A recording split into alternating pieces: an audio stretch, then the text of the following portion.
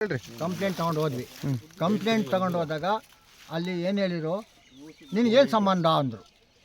ಅದಕ್ಕೂ ನಿನಗೇನು ಸಂಬಂಧ, ನೀನು ಒಬ್ಬನೇ ಬಂದಿದ್ಯಾ, ಯಾಕೆ, ಏನು ಸಂಬಂಧ, ನಿನ್ನ ಮೇಲೆ ಏನಾದ್ರು ನಿನಗೆ ಅರ್ಹತೆ ಇಲ್ಲ, ನಿನ್ನ ಸೇರೈತಾ, ನಿನ್ನ ಸರ್ವೆ ನಂಬರ ಯಾರು ಹೇಳಿದಂಗೆ ಹೆಸರು ಕಾನೂನು ಹೇಳಿದ್ರು.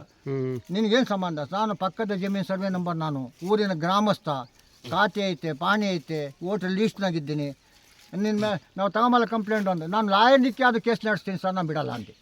ಏನಂದ್ರೆ ಅದಕ್ಕೆ ಹಿಂಗೆ ಅಂದೇನ ಸ್ವಾಮಿ, ಲಾಯರ್ ನಿಕ್ಕಿ ಇವರು ಇದ್ರ ಜೊತೆಗೆ ಲಾಯರ್ ನಿಕ್ಕಿ ಅದು ಕೇಸ್ ನಡೆಸ್ತೀನಿ, ನನಗೆ ನ್ಯಾಯ ದೊರಕೋರ್ಗೆ ಬಿಡಲ್ಲ ಅಂದೆ. ಆವಾಗ ತಿಳಿ ಸಬ್ ಇನ್ಸ್ಪೆಕ್ಟರ್ ಮುಂದಕ್ಕೆ ತೊಗೊಂಡೋದೆ, ಏನು ರೆಕಾರ್ಡ್ನ.